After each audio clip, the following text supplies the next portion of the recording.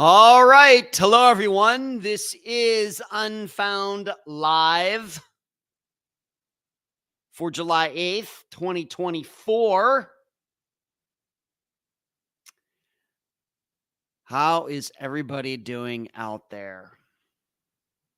I have a spectacular lineup for you tonight. Hopefully, I'll get some of the things I said I was going to talk about last week and didn't get to them. You never know how things are going to go, of course. But I did take some time, as I always do, over the last couple days. Looked over all of the news being made out there in the true crime world. And I tried to take from that, I think, the stories that I want to talk about the most. And hopefully you'll find them interesting as well.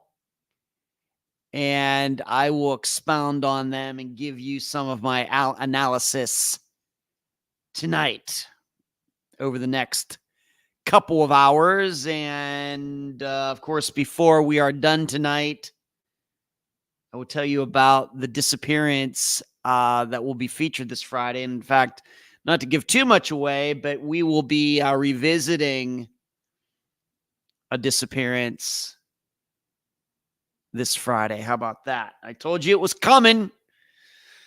I promised you. It's going to be happening here sometime soon. And so we're going to make that happen this Friday, and I've picked one out. It is a disappearance that I think there's a large reason to believe there was foul play. There are multiple suspects who really are not connected to each other. So we have a lot to think about. And it's a fairly older disappearance, not just in Unfound's catalog, but in its own age as a disappearance. So anytime that kind of disappearance, especially, I know for me, one of the things, of course, I want all these disappearances solved, but I do have to admit that those ones in which we tend to believe there was foul play, there's a lot of reason to believe that, and to believe that somebody or a group are walking around free people. I think that as law-abiding citizens, that drives us a little nuts. So we're going to give it a shot this Friday to revisit a particular disappearance. And I'll be including some new commentary, which will be different, of course, than my original back when this episode came out. In what else will I be talking about tonight? I want to talk a little bit about, of course, we're going to do the Zack Cary poll. I'm going to tell you a little bit. I don't know what the rest of you were doing today, but I did almost 4-hour interview with an FBI agent, retired, but still. And she will be appearing on a future episode of Unfound. Of course, given the length of the interview, that's going to get broken up into at least 2 episodes that will probably come out on the same day. But that was fascinating, and I'll tell you a little bit about that. And then for news, I want to get to the Yellowstone National Park story this week, which I said I was going to get to last week and didn't, because it's interesting to see what other people have to say about disappearances, where they work, and what others people have said about them in the past. I want to talk about, of course, another story I didn't get to, this teen in Texas who was covered in blood with no explanation. I want to talk about this live video that showed a missing teenager on it. And then, very importantly, there was a very insightful article that came out from Arizona this past week. And I need to give a shout out to an emailer, and I know his real name, but I'm going to just his email, part of his M-Dog. He alerted me to an article that came out of Phoenix talking about how a bunch of children were found. But interestingly, in this particular report, they have a breakdown of the demographics of these children who were found. And I think that you're going to find this very, very interesting. So we got a lot to cover, and I know that I'm going to spend a lot of time on that before we are done. But before I go any further, please, as you are watching tonight, please give this video a thumbs up. Like it. If you are not yet a subscriber, if you're finding this channel for the first time for whatever reason, please subscribe on YouTube. Go to Facebook and join the group. Like the page. Follow us on the X. Follow us on Twitter. Follow us on TikTok, Instagram, all of that. We are everywhere. And also, for a lot of the media, when I say media, I mean like videos, pictures, maps, and things. I post all of that on Unfound's website, theunfoundpodcast.com. So please go there as well and check the website out. So let's see who is in here tonight, and then I will venture into all of the topics for tonight. Hello, Charles. I've gotten a picture of your younger son, Charles, over there in Indiana, going through boot camp or whatever that is. And I'll have you know that I did write a letter to him, put it in the mail today, since he cannot receive anything electronically. But it is interesting seeing him in that uniform. Lisa, how are you? Lisa, you are very generous. Thank you. 4th of July dollars. Lisa, thank you so much. I really appreciate your support of what we do here. Thank you. Hello, Karen, Deborah, Suzanne, Hazel, and Kathy. Good to see you. Amy and Ferry. Well, Ferry's getting in on time. Hello, Ferry. Good to see you. And who else? Any other new names that I am seeing in here? And then there's Cherie. Everybody, Cherie, of course, was at least for it until the last second. All of you should know that where Cherie lives, she was in the path of Hurricane Beryl, Beryl. But luckily, at the last moment, it turned away, and Cherie made it sound like, I guess you kind of got off easy there. But as you were saying, I guess your stepfather was not as lucky as far as he wasn't. I don't think he was hurt or anything, but they got a lot more rain, a lot more wind and everything. So Cherie was in the path, but she avoided it. This reminds me very much of what goes on here in the Tampa area, where these last few years, last maybe 5 years or something like that, where hurricanes were supposed to be going to hit Tampa, but then at some point or another, with like 24 hours to go, they make a turn this way, they make a turn that way, and we have yet to be hit directly. I guess we are just a little lucky there. Amy's asking me, what's up, Ed? I'm going to be telling you that, Amy. Thank you. That's a great question. I'm going to tell you what's been up tonight, Amy. And Charles B will be joined getting the letter. He has 4 more weeks to go. He's had a summer camp tied to the Naval Academy. That is crazy. I don't know if I would have cut it at his age going to something like that. I don't think I would have liked it too much, but that's me. Hello, Sarah. How are you? Good to see you getting in there tonight. Thank you for being in the audience. So as far as just updating you on some of the things that have gone on with me since last week, we had a horrible trivia debacle last Wednesday night with starting the new season. We had most of the team show up. Brian, my brother Brian, and his wife Lorraine are back from their trip. So we had a pretty strong team there on Wednesday night, and I think we were second going to the final question. And it was certainly a question that I should have known. And we missed it, and we bet all our points, and so we got 0. And so we are starting off this season well behind. But on the other hand, this is how we started last season too. And within a few weeks, we were at the top of the leaderboard. Of course, we did not finish at the top of the leaderboard because I think we just take more chances than the other teams do, like we did last Wednesday night. And I think it's all or nothing for us. We either win or we come in last. Luckily, we win quite a bit. So that was not, I have to admit, I'm still a little ticked off about that. Once again, I should have known the answer. The question was, of these 4 airports, what is the busiest one by passengers in the world?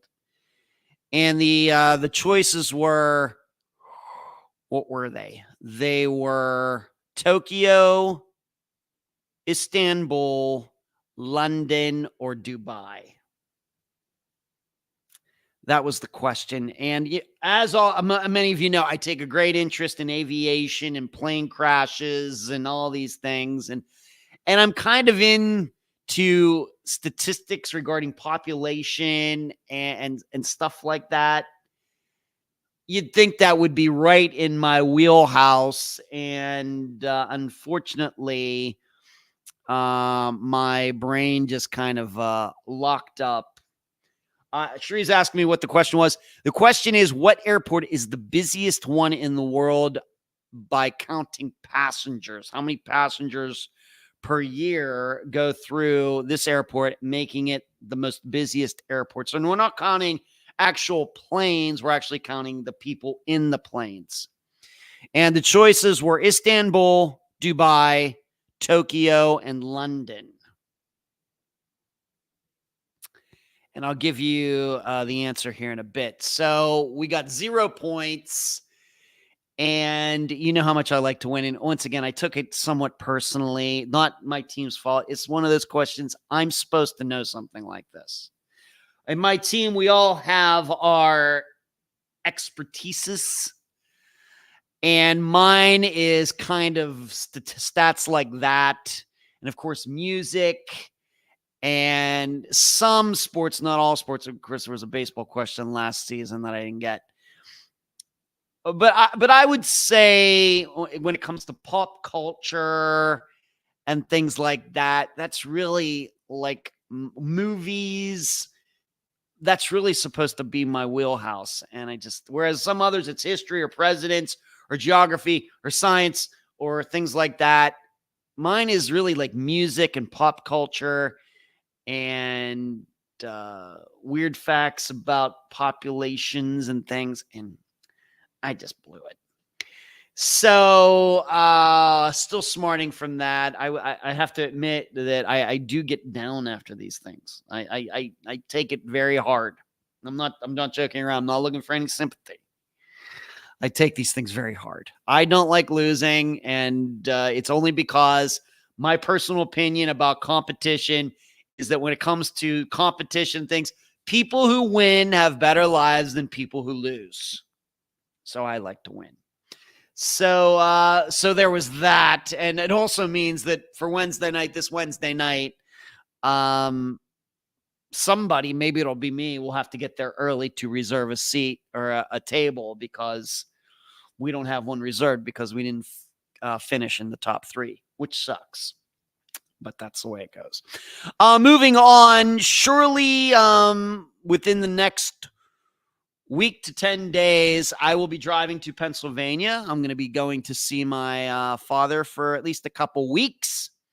I will surely be there before the July 18th because I'm going to be driving him down to Pittsburgh. He has a doctor's appointment down there, and I don't think it's anything. It's just it's nothing serious. And I said that I would be there before then, which that is next Thursday. And his appointment's like at 8 a.m. down in downtown Pittsburgh, which means we're going to have to leave at like 6:30 or something in the morning. But anyway, I'll have to be there before then. So I'm going to be driving up there either this coming Saturday or next Tuesday, one of the two. So next Monday night, you'll either be seeing me doing the show from here, but planning to leave the next morning, or I'll be doing this live show from the bedroom where I sleep when I am seeing my dad. I'm already lining up what I'll be listening to.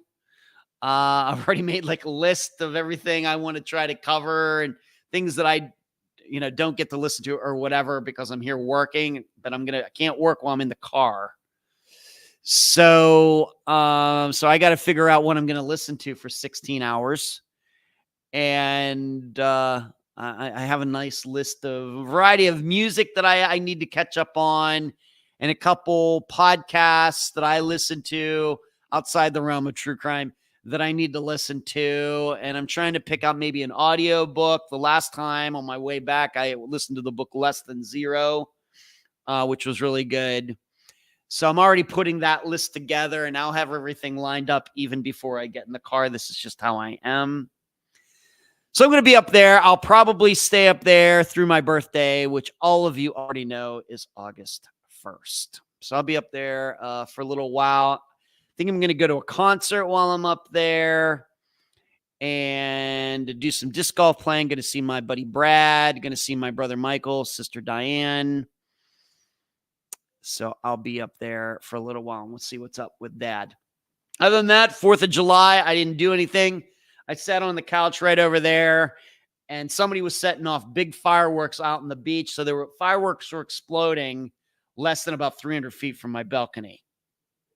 So it was pretty loud. It was okay. I really technically didn't mind it. I'm just not a big fireworks guy. To me, it's like you've seen one fireworks display, you've seen them all. So that's really just about what is going to. I've watched a lot of soccer or football, the rest of the world, over the past week. Really have enjoyed it. U.S. men's team, not good. But I've really enjoyed watching Argentina and Spain and Germany and all these teams.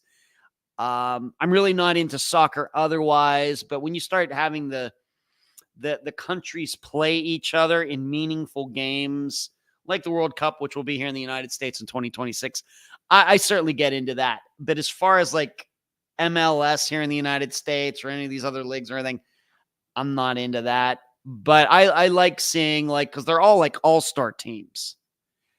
And I love that. And I love, kind of the culture of it and seeing all the fans get together over there in Germany where they're doing the Euro 2024. So that's always interesting to me. And I have to admit, I have spoken to my brother. Yes, I watched England. Hey, Hazel, I watched England. They were very fortunate to get through. But my brother Brian and I have talked about going because the World Cup's here in the United States in 2026. We have talked about going to some games when that happens. It's just we're going to have to drive a little bit. But I was like, well, you got that RV, hint, hint, wink, wink, nudge, nudge. So maybe we can make that happen. Okay, so that's what's going on. Once again, everybody, I want to remind all of you, please hit the thumbs up button. Please like, subscribe, do whatever you got to do, whether you're listening to this as a podcast the next day or a couple days later, or you're watching this live as it happens on July 8th of 2024. Please do everything you can to make sure this live show is seen and heard by as many people. Please spread the word. Now, as far as the answer to the trivia question, some of you did get it right. The answer was Dubai. And in fact, it's really not even close. Luckily, I guess, we answered London, which is number 2. But what we should have kept in mind is that London has more than one airport. It has Heathrow, it has Gatwick, but they wanted an individual airport, and that was like the mistake maybe that we made. Surely when you combine Gatwick and Heathrow in London, it's way more than Dubai. but that's not, they were looking at individual airports in those cities. And so it's Dubai, 86 million passengers a year, whereas London Heathrow is 74 million. And so we missed it. Once again, it's just something I'm serious. Me just talking about it, I can just feel my blood pressure rising. I can feel myself getting sickened, but it's the way I am. So the answer is Dubai. Congratulations to all of you who got it right. And yes, England. Hazel says, I'm a football fan from way back. Man U has not been having, you got to switch over to Manchester City, Hazel, if you want to be with, I guess, the winning team these days. Ed, did you ever get a chance to listen to Chris on that other podcast? Yeah, Deborah, I did. And I'm going to get to that in a bit when we talk about the Zack Cary poll. We're going to get to that. Hello, Cary. Hey, everybody. Assistant Cary is in the group or in the chat. I want everybody to say hi to Cary. What's going on, Cary? Good to see you. I hope you're doing well out there, Cary. Yeah, thanks, Sri. I know. What are you going to do? Can't win everyone. Actually, we can. If I'm being totally serious, if we really, my trivia team really is on its game, I think we could win every week. I think it's realistic, just because I believe as a team we're that strong. I'm not complimenting myself or any particular other person on the team. It's just as a whole, we're pretty strong. And it seems the only times we lose is when we make some stupid mistakes. It's never because we don't necessarily know something, like we're totally out of our depth. It's usually just because we made a mistake, like last week. I don't consider that missing a question. It's just a huge mistake on my part. Hazel says no swapping sides. Okay, Hazel, I know. All right, I gotcha. All right, let's move on to the Zack Cary poll. Of course, this past Friday, we had the disappearance of Zack Cary. This is a disappearance. That's the newest one, not just the most recent episode, but it's the youngest disappearance we've ever featured on Unfound. It just occurred at the end of May of 2023. So just a year and a month and a few days ago. So as all of you would suspect, we have a very new disappearance. We, of course, hope that Zack is found alive tomorrow. But if he isn't, I think what we've learned is in these very new disappearances like that, if his disappearance does go for a couple years or 3 years or 5 years, probably there will be eventually more facts that come out. I think that there's a good bet on that. But maybe given the circumstances, and maybe it's also just as likely that Zack is found deceased somewhere. Of course, I hope that he's not deceased. But the question, in the discussion group, if you are not a member, you should be going to Facebook and please become a member. Just ask to be admitted, and I can do that for you. And there's no questions or anything. I know some other groups on Facebook where you promise to follow the rules and all these things. Don't have that discussion group. Everybody's on their best behavior. We just kind of let you in, but it is still a private group.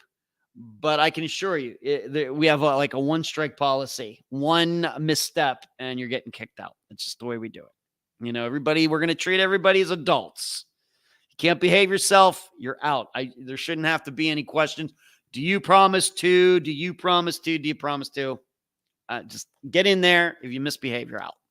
But the question was just simply, what happened to Zack Cary? Just doesn't get, I guess, much simpler than that.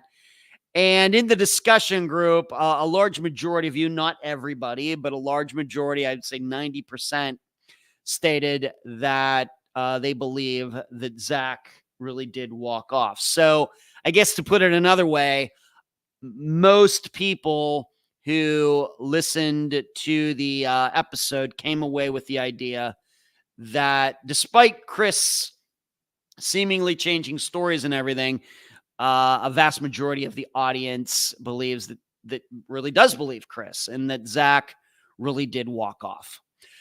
In the think tank, and right there along the bottom of the screen tonight, you can see it, patreon.com/Unfound podcast. If you'd like to join us for our discussions every Sunday evenings, you're missing out.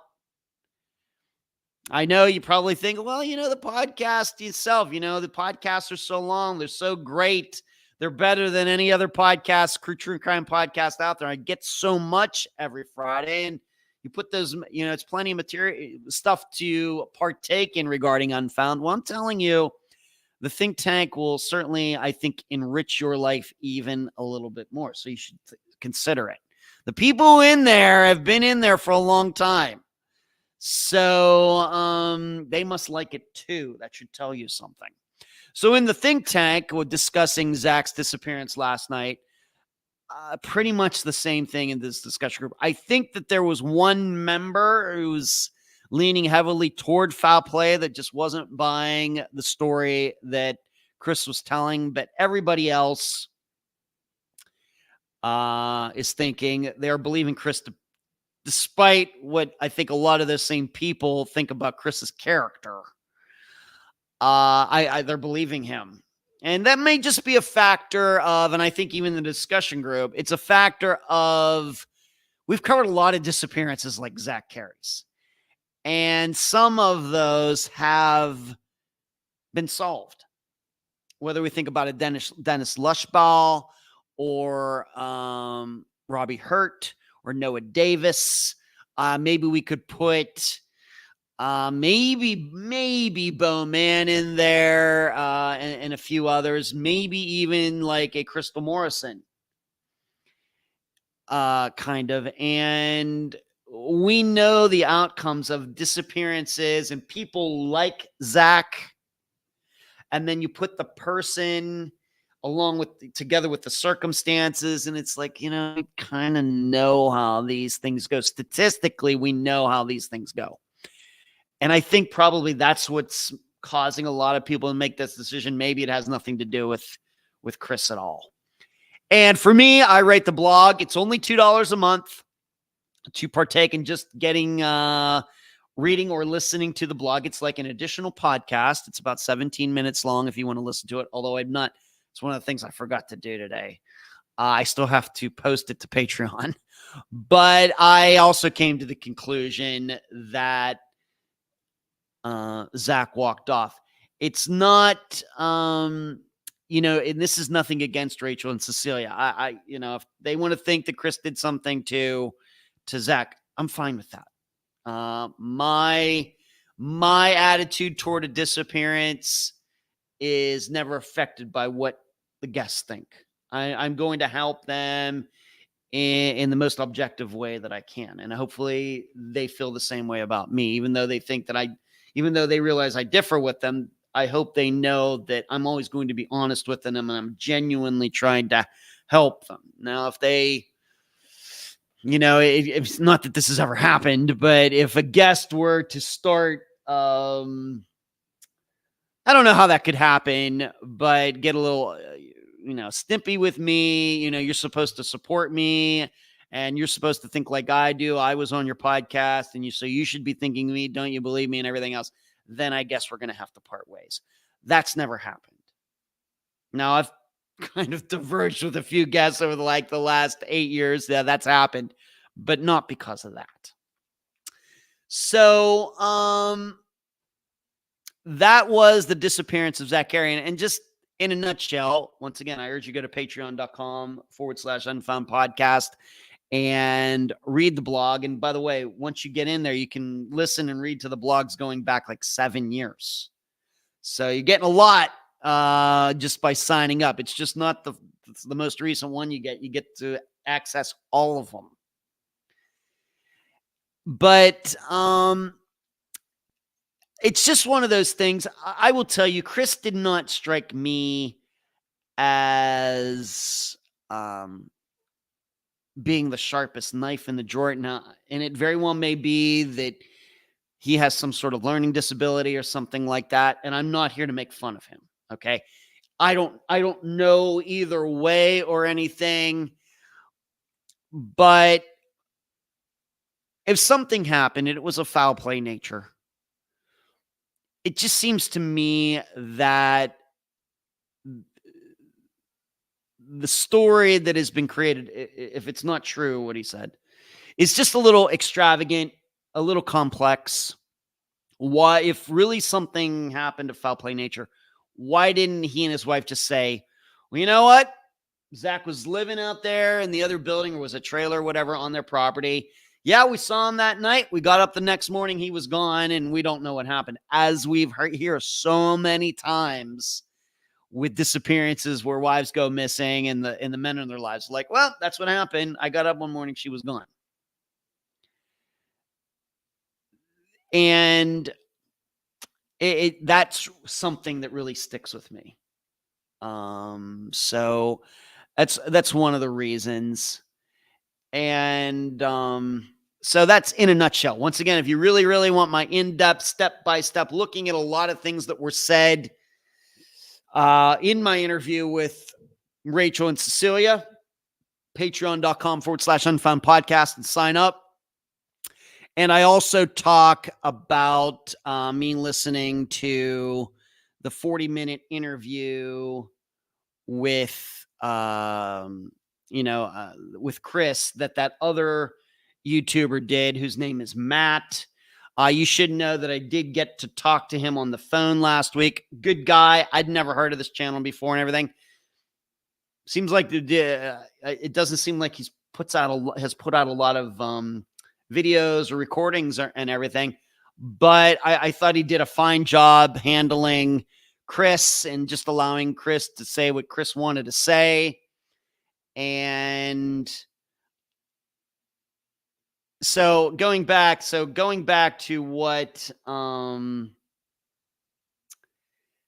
what was I asked? And this is where is it? Where is that question? Hold on just a second. I want to make sure that I get this right. Oh, there you are, Deborah. Ed, did you get a chance to listen to Chris on that other podcast? I did. And now here's, where I get into this. I realize that, and I got given a hard time by a particular commenter on YouTube, and I deleted it. And so I think I just need to, this has kind of come up in my mind before. And for one reason or another, I just never get to it or whatever. I realized that in the interview that I did with Rachel and Cecilia, when I was interviewing them, that I had stated that I would comment on what Chris said on that other show. Of course, I didn't end up doing that in my summation. Okay. And there was a particular person that was really upset about that. And so, first of all, I didn't do it. I didn't end up doing it because I realized, as I've learned, many people, for example, when I tell people to go look at the map videos, I see how many times I'm going to keep doing them because I know the people that are really into them, and I like doing them too because I think I get educated by doing my own map videos. That, the amount of people that watch the map analysis videos compared to the people who download the podcast, the numbers are nowhere even close to each other. Okay. They're not even anywhere close to each other. I wish they were, but they're not. So after the interview was over, and when I finally did get to listen to what Chris had to say, I started thinking about it, and I started thinking, if I end up commenting on this, I have to admit, how many of these people, listeners, are really going to go over there and listen to it? Because my experience tells me not many when it comes to other things outside of the podcast that comes out every Friday for itself. And so I figured, you know what? I'm going to be doing this summation. I really have a lot to say with regarding what Rachel and Cecilia said. And then I'm going to devote some time to saying what Chris did. But I'm thinking that a large portion of the audience maybe isn't going to go over there and listen to it. And so that's why I didn't do it. Okay. Also, there was the real, I don't want to get into a habit of commenting on interviews that other people have done. I've never spoken to Chris. He's never contacted me. Maybe he will now, but he hasn't since Friday. Nothing, zero. So I also don't want to get into the habit that there's going to be some expectation. Well, so when somebody else is interviewed on some other podcast about the disappearance that Unfound is featuring, and then am I obligated then to talk? I don't want to get into that either. So I figured, you know what? I know what I said in the interview. I suppose I could have edited that part out and then you'd never even knew that I say it, but I didn't. I don't mind, being wrong like that and something. But I just said, you know what? I'm just going to comment for the most part on what Rachel and Cecilia said. I'm just going to handle the summation. And that's going to be it. Now, having said all that, there was a commenter, and I've kind of gotten this. I mean, this has been happening since, I don't know, since the first week Unfound came out in September of 2016. Sometimes you get that person who, after listening to an episode, just isn't pleased. And it doesn't, and it has to do, of course, I've gotten audio complaints over the years and things like that. Luckily, that's been at a minimum recently. And they complain about something in the interview. And my attitude is always this.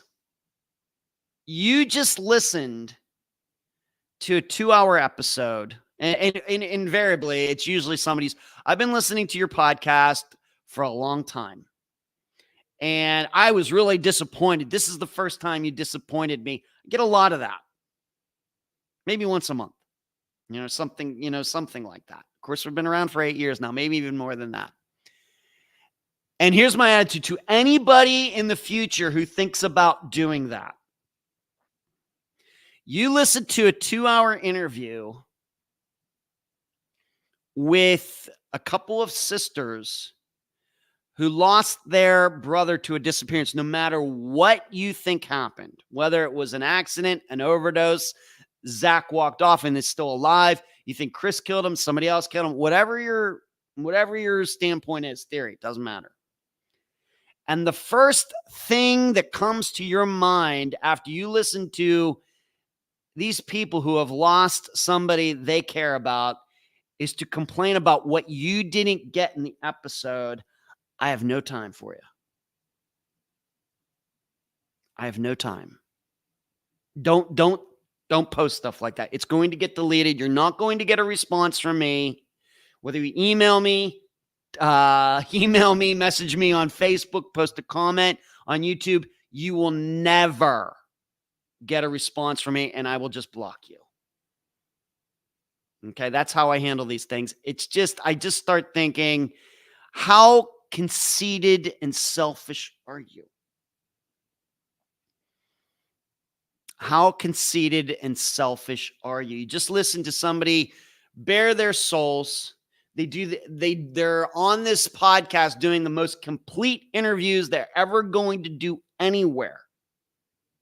Asking very technical questions from me, which is not easy. And then you take away all you're thinking about is yourself and whether the host kept the promise or not. That's on you. That's not on me. Okay. And so if you think you're that type of person, I'm just going to tell you right now, don't listen anymore. I'm here to help people. I'm here to learn. I'm here to educate and things. You are not. So there's no reason for you to be here. I'm not here to entertain you.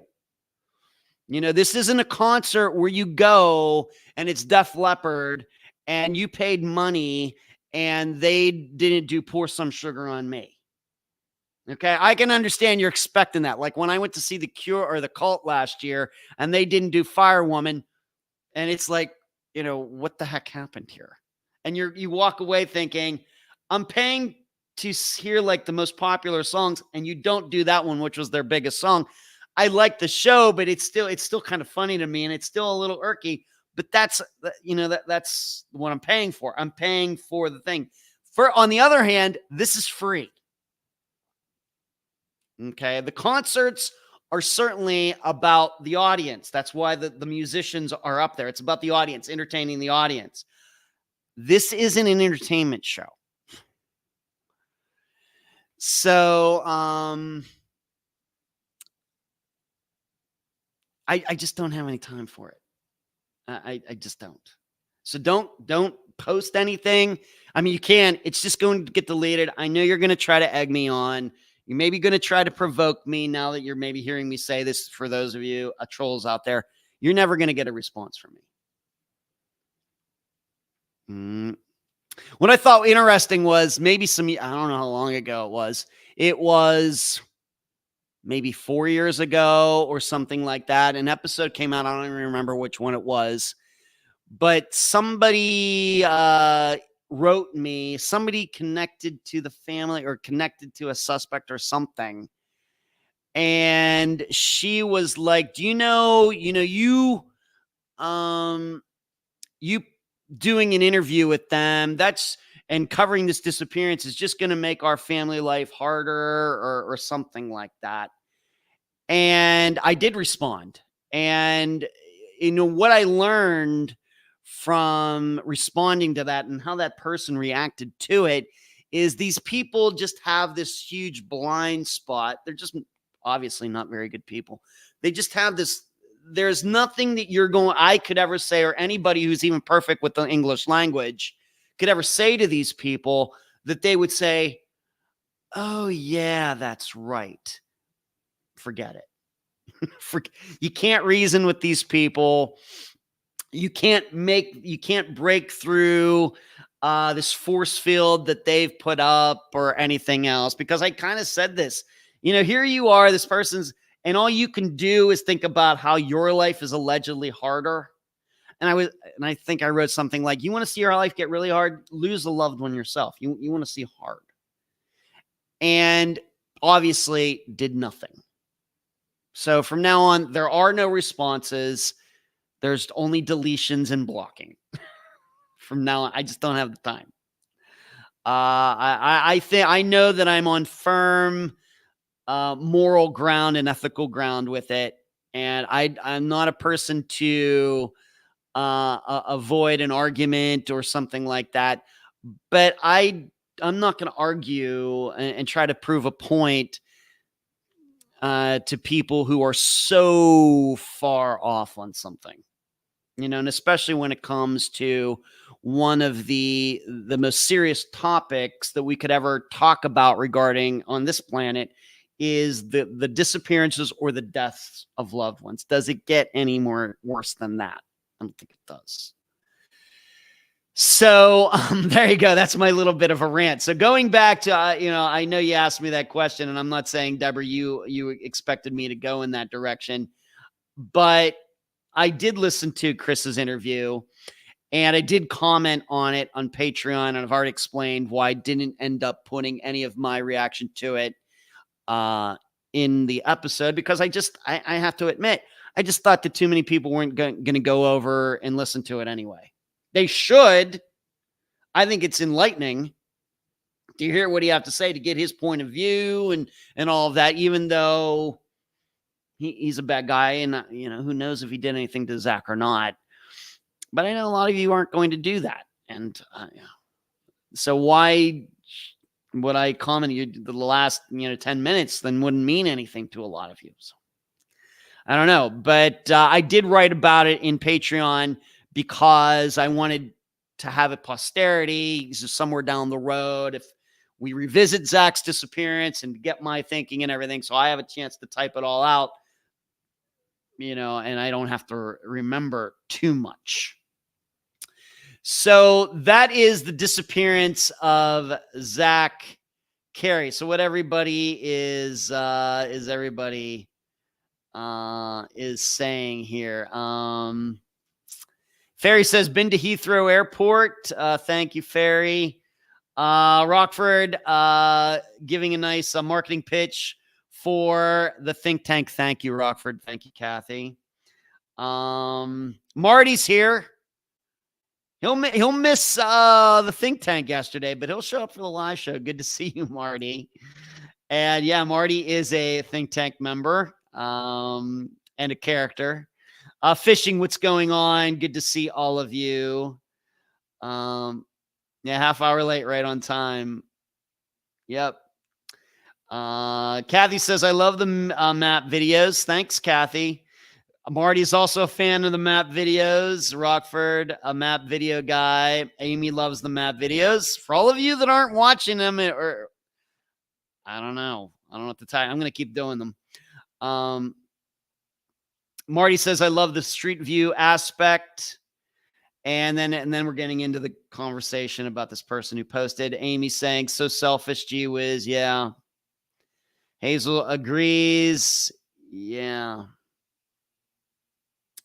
Kathy says, Marty, another person did a video of Marmar's drive from the highway to where she wrecked. Yeah, again, eye-opening. Rockford says, Ed's map users are the best, but I believe I know Jokowski one to which you're referring. It's terrific. In fact, I think it sent it to Ed. Okay. Marty says, you can't please everyone, Ed. Certainly true. Thank you. Yeah, Amy. Okay. Kathy says, if you don't have anything nice to say, don't say it. Marty says, no firewoman still irks me a little. Yeah, going back to the cult reference. I'm still a huge fan of the cult, but that was really weird. Thank you, Deborah. Yeah, definitely enlightening. Gina, where do I find the interview that I can watch and understand what you're talking about? Gina, if you go here on YouTube, if you go to Unfound's channel and you find the episode from Friday in the links below, I always put writing, links and everything below the video, like down even below this video if you're watching on YouTube. You'll find that link to the River City Mystery episode in which Chris talks and about his side of it, and except for them agreeing that their fallout happened when the Cary family went over there to Chris's house. Other than that, I just don't think they agree on much. So that's where you can find it, Gina, by going to River City Mystery, and the best way maybe is just finding the video on Unfound's channel for Zack's episode. Go down into the description section and you will find a link that will take you there. And you should know one more thing. I don't think Matt will mind me saying this, the host of that other channel, but the Chris interview over there plays 40 minutes, but Matt did tell me he edited it down from 2 hours. And he has sent it to me. I told him I was going to listen to it at the end of last week. Unfortunately, I've just not had the time. But that might be one of those things that I listen to maybe when I'm driving to Pennsylvania. But the reason he tells me he edited it down is because Chris repeated himself so much. He really got obsessed on a particular couple of topics. And as he is the host, Matt over there, he can do whatever he wants, his show. He decided, I'm just going to have to edit this down because there's so much repetition in what Chris was saying. Like I said, I've not listened to it yet. And we're not going to make, if Matt didn't make Matt's not going to make it public, so I'm surely not going to make it public.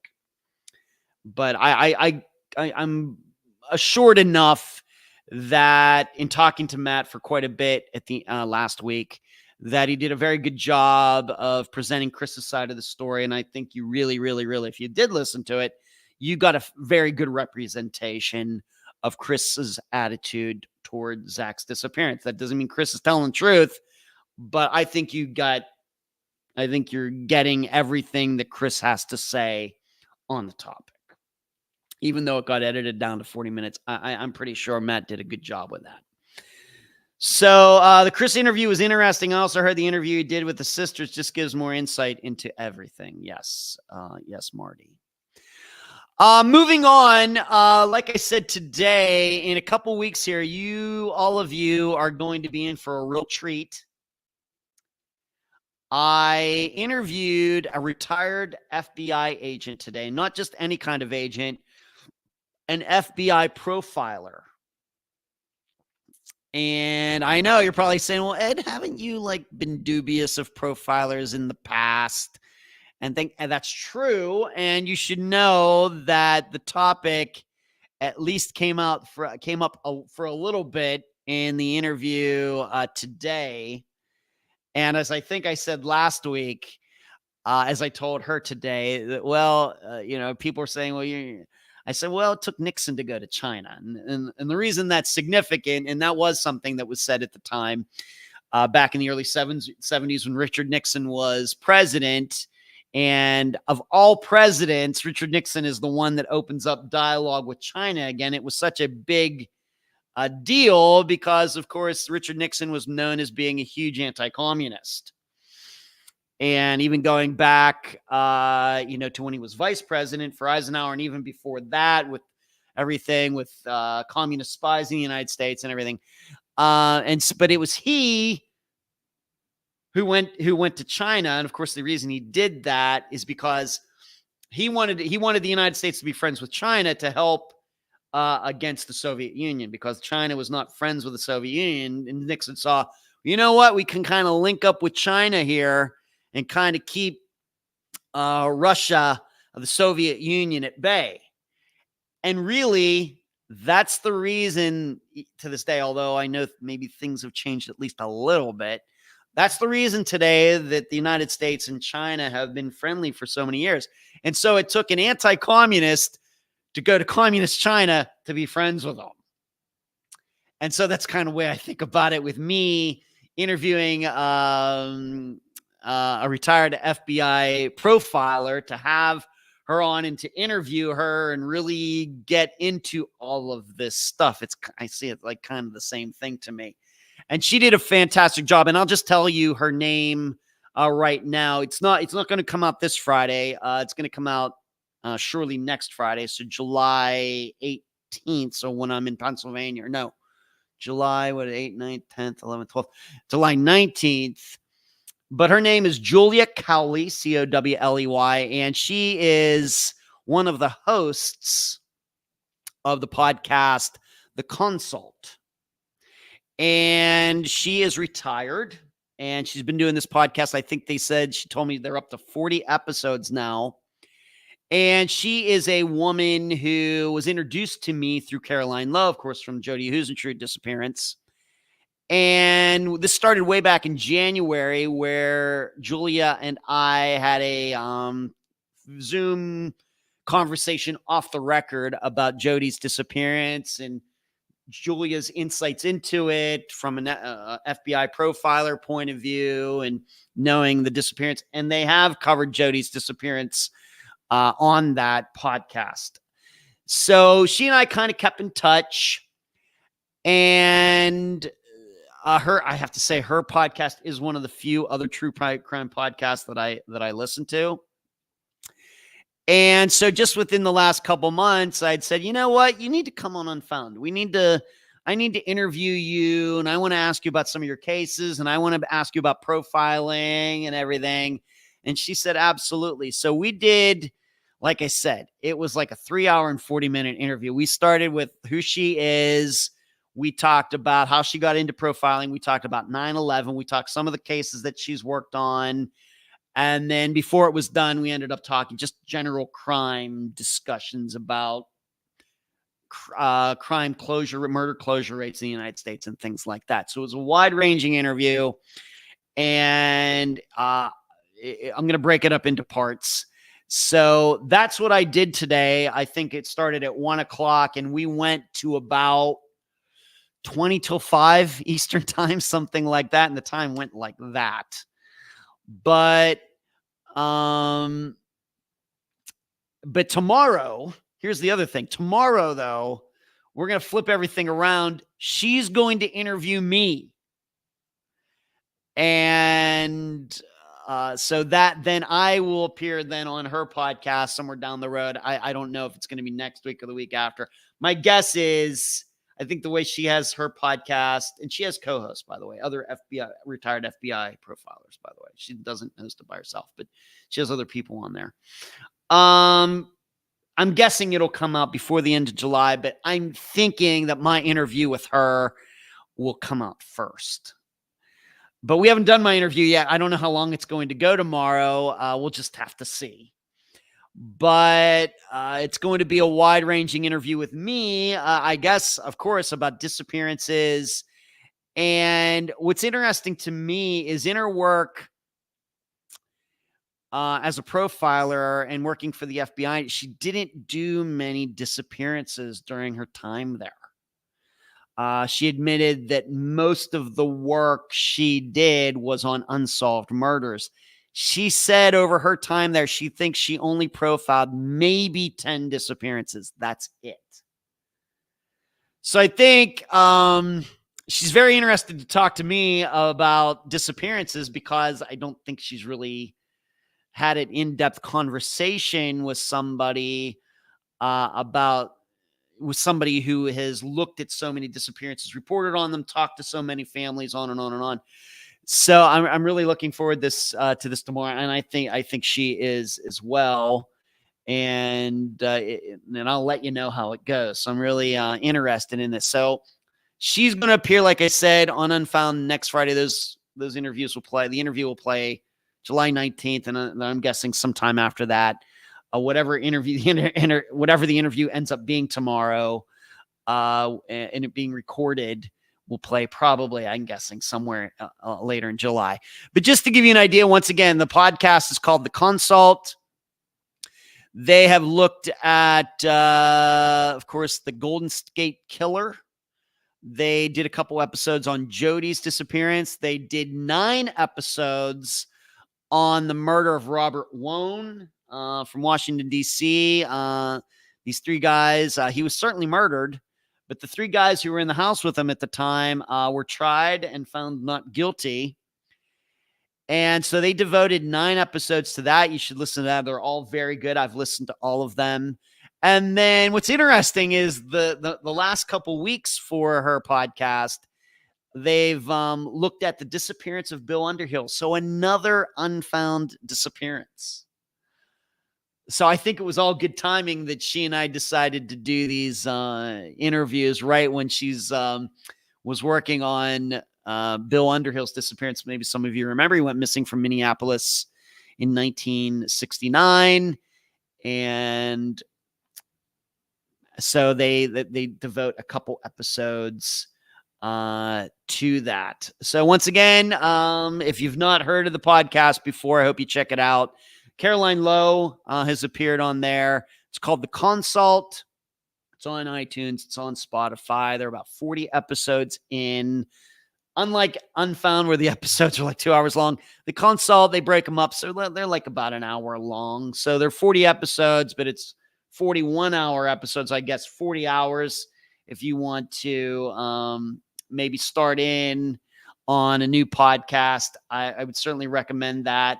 And that you can then work yourself up to when I'm on there in maybe 3 weeks or to a month or something like that. But I'm telling you, fascinating interview I did with her. I even asked her about what does Hollywood get right and wrong about working at the FBI and how it's portrayed. Any question I could think about the FBI and being an FBI agent and everything, I did what I could to ask every question I could, and I think she was a spectacular guest. So I can't wait for all of you to hear that for sure. Deborah says, obsessed regarding Chris from Zack Cary. Obsessed with the dog thing for sure. Yes, he was. I guess it went even longer in the unedited version. That's funny. That's funny, Rockford. Wow, that's funny. Baseball. Hello, Michelle. How are you? I remember an ID show years ago featuring a female retired FBI profiler from Florida. Good program. Yeah, this Julia is not that. Julia you'll eventually hear she grew up in Northern California, went to school in Oregon, and then she talks about how she ended up moving to the East Coast and everything. So I don't think it's not the same person, but yes. So moving on, let's get to some of the items for tonight. And I surely want to start here. And this has to do with a news story that was sent to me by, I know the person's real name, but I'll just call him by his email handle, mdog. Every couple days, he sends me like crime stories that catch his eye, like links, and I'll check them out. And some of those stories have made it into this live show. And so this is a story that comes out of Phoenix. And it has to do with this sweep they did and how many children they found. And this is one of those rare stories where they just don't tell you the number of children found. They tell you the breakdown of like the ages and why they were missing and everything. Is going to be very interesting. So here we go. And this article, like I said, I think it just came out within this past week. A 6-week national operation found 200 missing children across the United States, including children from Arizona. Operation We Will Find You Part 2 is the second of its kind. The operation spanned May 20th to June 24th. A news release from the Department of Justice reads, in part, with technical assistance from the National Center of Missing and Exploited Children, Operation We Will Find You 2 resulted in the recovery and removal of 123 children from dangerous situations. An additional 77 missing children were located and found to be in safe locations, according to law enforcement or child welfare agencies. Now, it breaks it down even more, and maybe I'm just seeing what I want to see, but I think these breakdowns kind of tell you what I've been saying about child disappearances for a while, even though I know that I kind of avoid them on Unfound for reasons I've already gone through. So, of the 200 children found, 173.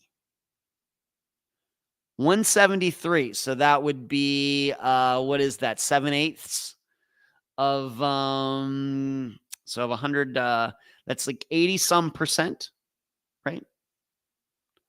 No, not 80 some percent. Yeah, 80 some percent of them were endangered runaways. So 170, and it's certainly endangered, but what we're saying here is they were not abducted. They ran away, and they ran to situations that were dangerous for them. Something important to remember. 25 were considered otherwise missing, so they fall, I guess, into a category that I don't know what kind of category that is. But once again, 173 were endangered runaways of the 200.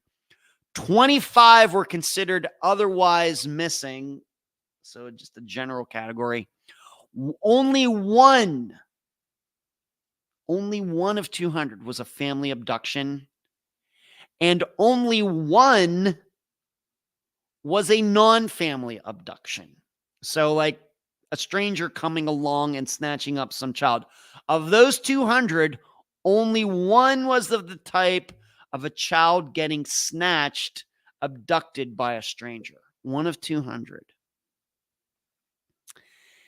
And like I said, this falls in line, the numbers fall in line with my general thinking on the topic.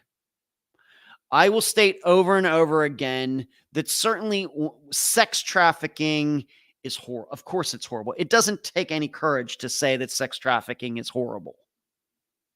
It's just self-evident. But the degree to which the public has been convinced how common it is a huge exaggeration. And I realize that it's something serious, so we got to handle it. I personally believe that when it comes to any topic in life, you have to see it for what it is. And it doesn't help when you exaggerate a problem to get attention for it. Because once people find out, once the public really finds out the truth, and eventually the public will find out the truth,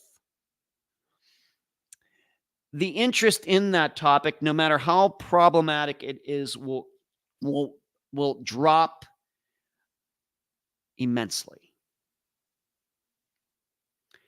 And I continue to state that sex trafficking, although it is a problem, and I realize there was a movie that came out within the last couple of years that was very popular and everything else, it is hugely exaggerating the issue, at least that we have in the United States regarding this. And this sweep, these aren't my numbers. These are the National Center for Missing and Exploited Children numbers. Once again, I'll go through them again. 200 children found, but 173 of them were runaways. Now, they were endangered, meaning they ran to somebody they shouldn't, and certainly, who knows what was going on there, probably terrible things. But these children were not abducted. They might have been eventually getting sex trafficked, but when we think about sex trafficking, what do we think about? We think about abductions, and that's just not the situation, not here in the United States. 173 of these children left on their own. Now, they might have been lured, promises and things, but nobody forcefully took them. 25, like I said, were considered otherwise missing, which I don't even know what to make of that title, that topic. But only one was a family abduction, meaning this is kind of some sort of, custody thing, maybe. I don't know. But maybe that would, of course, fall in that category of family abduction, like we're running, like I did on the most recent Unfound now with Nadia Cole, Aaron Ong, and his daughter. That's a family abduction. Certainly. But only one of that 200 was a non-family abduction. So maybe it was a friend of the family or something like that, or it could be a complete stranger. Only one of those was a non-family abduction. Whereas I think if you just poll the general public and you ask the general public, how many of, children go missing, how many of them are abducted, the public's going to probably have some huge number. 25%, 50%. Not true. Not true. Moving on. The youngest child recovered was 5 months old. 14 of the children were found outside the city where they went missing. So I guess what we're also saying when it comes to trafficking, of course, trafficking implies taking from one, I guess, city or town and taking that child to another town. That only happened, of the 200 children, only 14 were found outside of the city where they went missing. So 186 were still in the area, close to the area where they were living before they went missing. See, to me, this does not count as trafficking. To me, I mean, it's, and I realize that there are sex trafficking advocates that they just want to put everything. Grown women choosing to go into prostitution, that's sex trafficking. This is sex trafficking. At some point, the term doesn't mean anything anymore. This is why I say you have to be, words mean things. And so you have to be, very decisive with giving definitions to these things. And the problem, I think, what has happened with sex trafficking is now it just includes any sex crime. And I realize they think people who do that think that that's helping. It's hurting. To me, it's hurting. It's not helping. It's like, well, everything that's in sex crime is sex trafficking. Women, it's like that line that I think's to mind that line from one of my favorite movies, The Incredibles, where Elastigirl, in her secret identity as the mother, she says to her son, "Well, everyone's special, And she says to her son, and what does he say? Well, then that means nobody is. This is kind of what I think. We've dumbed down a term so much that it doesn't mean anything anymore. Whereas if you really want action, things have to be defined. This is why, like I said, I don't consider myself a missing persons advocate, because I don't exaggerate on disappearances and why they happen and where they're happening and everything else. I'm trying to see it as factually as possible, because you can only fix something if you truly understand it, if you can truly define it. So once again, the youngest child recovered was 5 months. 14 of the children were found outside the city where they went missing. Additionally, of the missing children recovered, 57% were recovered within 7 days of the U.S. Marshals Service assisting with the case. You know what this also shows me? Is when law enforcement really, really, really, really wants to work on this, they can fix this, but they don't. That's the only thing you can derive from that last sentence. Additionally, of the missing children, 57% of those, so what would that be, 114, were recovered within 7 days of the United States Marshals Service assisting with the case. Meaning, as I suspected doing the work that I do, that if you really want to put your heads together, if you really, really, really, really want to put work into this, these kids can all be found like this. And that's why I continue to tell you, we have a law enforcement problem in the United States at all levels. When 50%, 7% of these child disappearances can be solved within 7 days, and the Marshal Service looking at them, they aren't. And this is, once again, you're dumbing down the definition of missing. Were they really missing if they could be found within 7 days? Now, I realize when they start, they don't know where the kids are, but I mean, of course, on Unfound, we're talking about disappearances on the average of 22 years old. The average disappearance. These ones are getting solved in less than 7 days when the Marshal Service decides to do something about them. So are these kids really, really, really, really missing? Or are they just not at home? Something to think about. The operation took place in Arizona cities such as Phoenix, Glendale, Goodyear, and Tucson, and cities in California, Florida, where I live, Michigan, North Carolina, New York, and Oregon were also part of the operation. The U.S. Marshals Service targeted areas that had a high cluster of missing endangered children. In Arizona, there were 33 recoveries at 16 locales. We know, and then this sentence just seemed...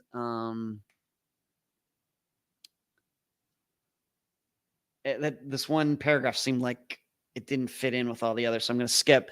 And so the final line of this, of the 49, so now remember, this is an article that came out of Arizona, so they're going to add in some, local information on all this. What does this mean to Arizona? Even though this was a nationwide operation. The last line of this article says, of the 49 cases in Arizona, investigators believe 8 more likely, very likely victims of trafficking. So the 49, so 8. So that is 1/6 of the Arizona cases were trafficking. All the rest of them were not trafficking. Now, I ask you, what do you think the public thinks about that? My guess, my understanding, licking my finger, putting it up into the wind to get the general public opinion on this, given how much I read about it and the uproar, like I said, that movie that came out and everything else, is that certainly if you told the public there were 49 cases of child going missing in Arizona, how many do you think of those are sex trafficking? I'm sure the average person in the public would say 20 some, at least half. Nope. 8. It's not a problem. Doesn't mean that everything's okay or anything. But I continue to say that any problem in life, I don't care if it has something to do with sex trafficking or cancer or nuclear weapons or whatever else, you have to understand the problem factually. The problem is people on all sides of these topics are more than happy to lie to get attention for their side. And I'm sure they absolutely 100% believe they are self-righteous in doing that because they see it as a big problem and they will say anything to get attention. And like I said, as a person in the media and everything, I just can't do that. I just can't. Even when it comes to disappearances of adults in the United States, which is really what we do at Unfound, I never exaggerate. I continue to say that the disappearances that we feature on Unfound are rare in that they get to be this old. That doesn't mean they aren't important. They are very important. Why? Because these disappearances have ruined people's lives. They have. And we need to get a handle on why this happens, because by not doing this, innocent people's lives are ruined forever. That's why we do it. That's why we do it. Now, of course, in a lot of these, we believe there were murders occurred, and we don't like dangerous people walking the streets. That, of course, has something to do with it as well. But I don't exaggerate and tell you that when it comes to disappearances, that the disappearances that are featured on Unfound, there's like 1 million of them. There's certainly quite a few. I mean, NamUs has 23,000 on there. Of course, a lot of those are children, but you don't have to figure out how many of those are adults, but you know what I mean. And that debate surely is not complete. But I also realize, on the other hand, that most police officers will serve their entire 20, 25, 30-year career and never run into a disappearance that runs longer than a week. That still doesn't mean they're not important. So that's why when I speak to criminal justice majors, I don't come from it from a standpoint of there are so many of these and we got to get a handle on them, because I don't do that. I say they're important because each one of these, no matter how rare, it's one person missing, but it harms 100 people. That's why. And this is why I continue to say we need education, because what's working, what we're trying to do here isn't working. What we were trying to redo, what we might call in the modern era, let's just say since I was born in 1970, it ain't working. Even though I realize they're rare, it's still too common. So I just approach it a different way than a lot of people do, especially when it comes to sex trafficking. Here are the figures. Just one random operation from here in 2024, many different cities, many different states, and those are the figures. One non-stranger abduction. In Arizona itself, of the 49 cases that they've solved there with, I guess, within 7 days, only 8, certainly horrible, I wish it was 0, but only 8 out of the 49 were sex trafficking. Meaning kids are going missing, children under the age of 18, most of the time when they go missing has nothing to do with sex or trafficking. Now, maybe if we really want to, and so instead of thinking that, if we could really get a handle on the sex trafficking, we could really cut down on the missing children, in the United States. No, you want to really cut down on the number of missing children in the United States? How about working on the big number? How about working on the other 41 cases in Arizona and figure out why those kids went missing? That's what's really going to make a dent in this problem. But as long as you're focusing on what is really the small number, the missing children number is always going to be huge because you're not treating it in a factual way. It's no different than a family that has is living beyond their means. They got all these car payments and a huge mortgage and everything else, and they're wondering why they're making $200,000 a year, but they're losing $20,000 a month. If you take them to a financial person who can maybe get everything straightened out, here's what I think the financial person's going to say to them. The person's not going to say, you know what, you need to cut down on the $200 a month you're spending at Starbucks. What you need to cut down on are these big expenses, the big stuff. You have to figure a way how to get your credit card debt down to zero. You're paying way too much interest on your credit card debt. These car payments, you got to sell these cars, get rid of these payments. The big numbers, you concentrate on the big numbers, not the small numbers.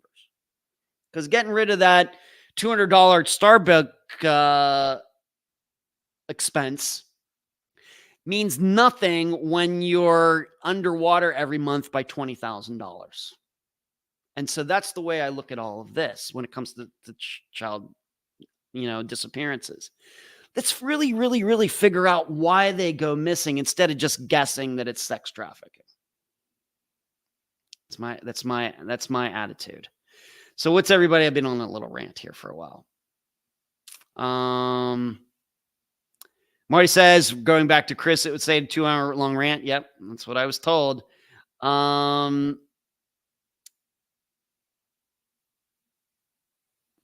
MT says, hello, MT. How are you tonight? First time I'm seeing your name in the chat. How are you? I recently discovered the console while looking for podcasts about Robert Wone. So excited to hear both interviews. Yeah, they did a great job with Robert Wone. That is a crazy one. Marty's reminding everybody to give a thumbs up. Thank you. Kathy says Dale Hinman was the FBI profiler from Florida. Okay. Name is, I guess, familiar. Rockford says, bring me to mind your coverage of the Mark Allen Iowa disappearance cases. 3 of a kind. Yeah. Yeah, if you really, well, we talked about that in the think tank. We don't need to make too much of that public as far as, insights, but yeah, Rockford. Ferry, I agree, Ed. I think they put more work into it. And then Sheree says it's usually not sex trafficking. It's usually not. And it's one of those things, well, if you get it in your mind that it's sex trafficking, all you're going to do is be looking for sex trafficking. And then being that most children go missing not due to sex trafficking, it's then not a surprise that a lot of child disappearances don't get solved. This is why, once again, when I've spoken to criminal justice majors, what do I say? You got to know it when you see it. When you show up, you're filling out that paperwork, whether it's an adult or a child, you have to be able to objectively say, what am I looking at here? What am I hearing? What kind of disappearance is this? Instead of being fazed by sensationalism and hyperbole and exaggeration and showing up. And as soon as a mother's saying, well, I think my child got abducted and I think the child's being sex trafficked, unless the mother can actually give you proof of that you can go check yourself, you're probably better off thinking that this is something else. Rockford, unsolved murder case analogy. Get some easy wins by addressing the untested DNA kits. Yeah, that too. MT, hi, Ed. Haven't made it to the live show. Yeah, MT. Okay. Yeah, great. That's all right, MT. Good to see you. Exactly, Ed. You can't give in to sensationalism. You certainly cannot. So that is my rant once again about sex trafficking. And the funny thing is that I'm not going to reveal who this person was, but there was a political reporter who wrote an article who I didn't write an article, but wrote a blog about some sex trafficking. I think this all happened around the time that movie came out. Was it last year or the year before? And I wrote this person because I otherwise think that this person is fairly level-headed regarding covering events in the United States and elsewhere.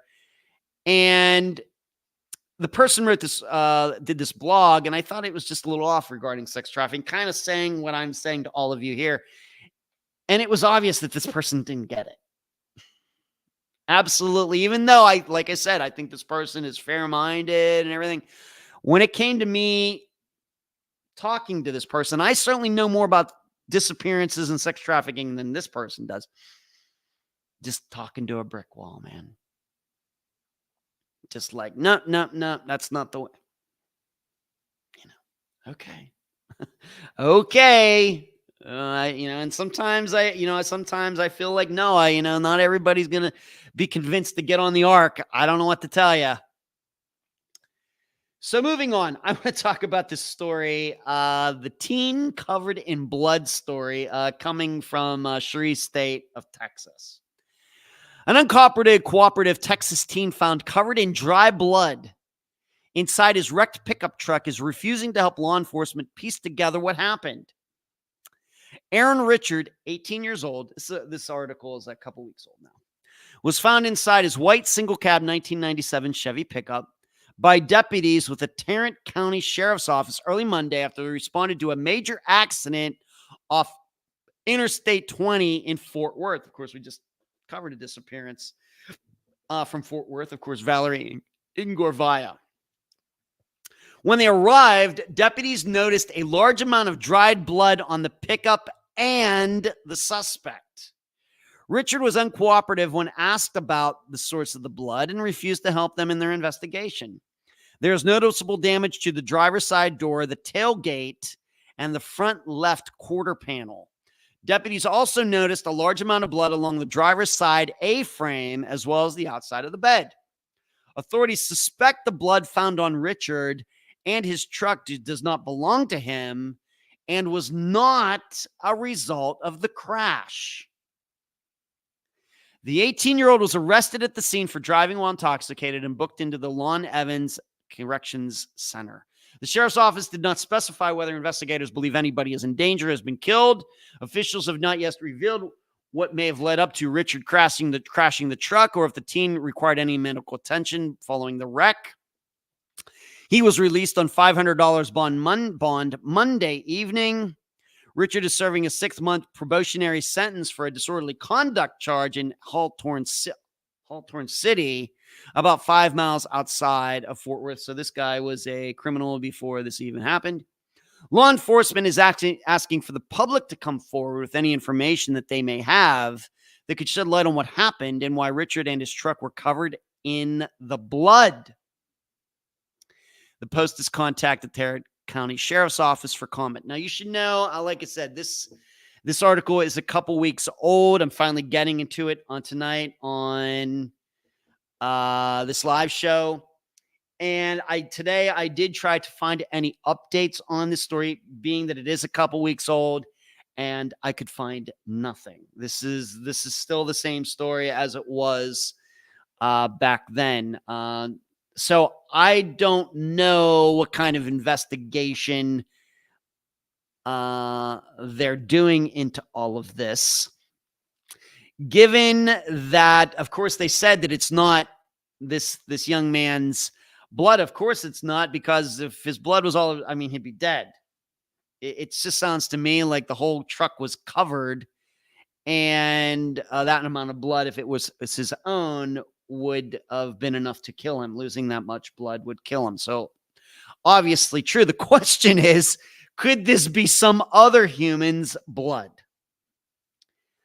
I guess it's possible. But like I said, in the last 2 weeks, no updates. Tried to see if there were any missing people who were reported missing in this general area. Really didn't find anything that that could be connected to this. So This has to be like a deer or a cow or something, right? The blood has to be from some non-human, right? The issue is that, as it states in the article, and like I said, I read a couple different articles about this, and they all about say the same thing. There's nothing. There was no story that was any more specific than any other. But the key, I think, in this, I think the real puzzling part, at least the way this article was written, is that authorities suspect the blood found on Richard and his truck does not belong to him, but was also not a result of the crash. So it's not like he hit a deer and he was going so fast that the animal just, what we'd say exploded and blood went anywhere. And even I would say I hit a deer once back in 1996, and the car got, I could drive the car home, but it got pretty messed up. But, I don't know how often when people hit deer that there's a lot of blood. That, in growing up in Pennsylvania, I mean, if there's one thing we Pennsylvanians know about is seeing deer on the side of the road and deer walking in front of you. And I think maybe every many drivers in Pennsylvania have stories about hitting deer. And I feel very fortunate living there for almost 20 years. I only hit one. But it usually doesn't result in a car getting absolutely covered in blood. Now, of course, we'll go along and we could see maybe if you've seen dead deer on the side of the road and it's bloody and everything. But I think that's after the fact. I mean, the car hits it, car keeps going, deer stumbles to the side of the road and then starts bleeding out. It's very sad. I love all animals. It's very sad. I'm sorry to, if I'm upsetting some of you. I know that many of you are even bigger into animals than I am, but we know this is just a fact of life. They bleed, but not until after. I mean, the car is going 55, 60, 70 miles an hour, hits the deer. Maybe it does pull over depending on the damage or anything. But the deer bleeds out on the side of the road or in the berm or over in the woods or something. The blood usually doesn't get splattered all over the car.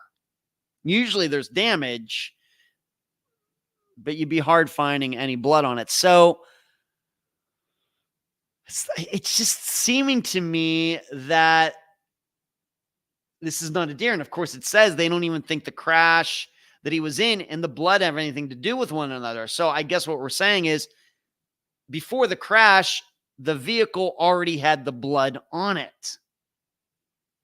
And so I start thinking about, well, maybe this was a cow instead. Of course, deer, pretty skinny legs and everything. Whereas we know if it's a cow, and of course, this is Texas. If a cow, like a full-grown cow, ventured out into the middle of the road, would that be any different? Would that be more prone to bleed than a deer? I just don't know about that. My brother Brian, Charlie in the chat, Charles's uncle, my brother, he actually hit an 18-wheeler, or hit a cow with his 18-wheeler once. I think northern Arizona, southern Utah, somewhere in there. These cows got out of their pen or something, or were just in the middle of the night, just standing out there on the road. And my brother tried to miss and hit one. But I could see under those circumstances with an 80,000-pound truck, it's going to be pretty nasty. But if you're talking about a truck, a 4,000-pound truck, I'm thinking that, a cow, it's pretty heavy. That's going to cause some real damage, and you're not going to be able to drive the truck. So a cow doesn't exactly fit into my thinking here either.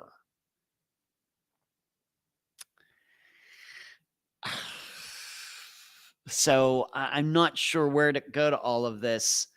Sheree says, my daughter just hit a deer. No blood. Oh, I'm sorry. I'm hoping the car wasn't too messed up, Sheree. Only thing bleeding is my bank account. Sheree has the jokes tonight. And sounds like parents got him a lawyer, and that shut all discussions down.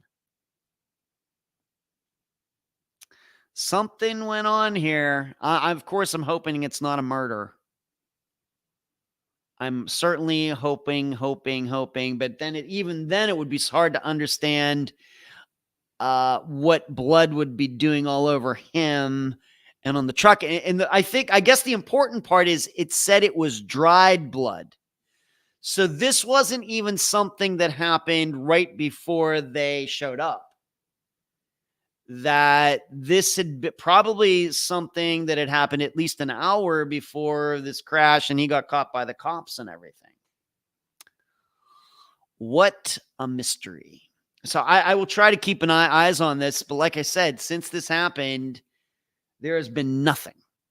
There's been no update that they go out somewhere right along the road. Did they see because if it was a deer or a cow, it should be right there on the side of the road somewhere.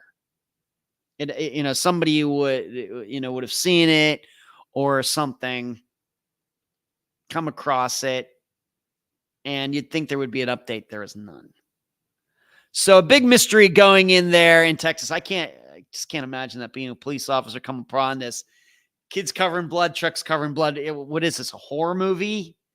What is this? Is he Jason? Is he Freddy Krueger? Is he Michael Myers? I mean, what's going on here? I have to admit that I'm leaning more toward the idea, was he drunk? And did he go out into some field and kill a cow or something, or a deer or something, and just was so drunk or high or whatever else, and the just blood's all over, and he brings it over to the truck and gets it all washed?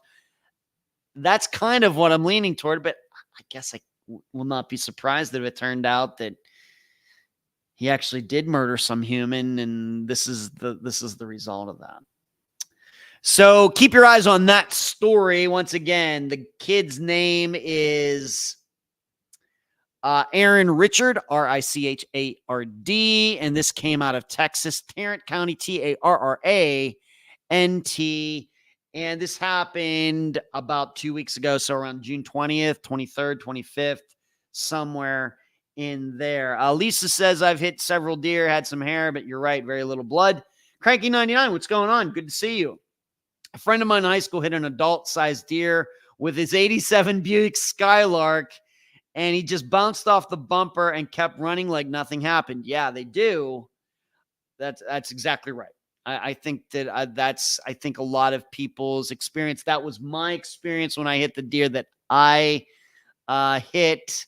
And just to tell a funny story about that, I was with a girlfriend at the time, and that was when I was working for my family in the car business, and all of the car salesmen, we wouldn't drive new cars. We would drive the used cars that we took in. Those are the cars we got to drive as our personal cars, which is nice. And this happened in 96.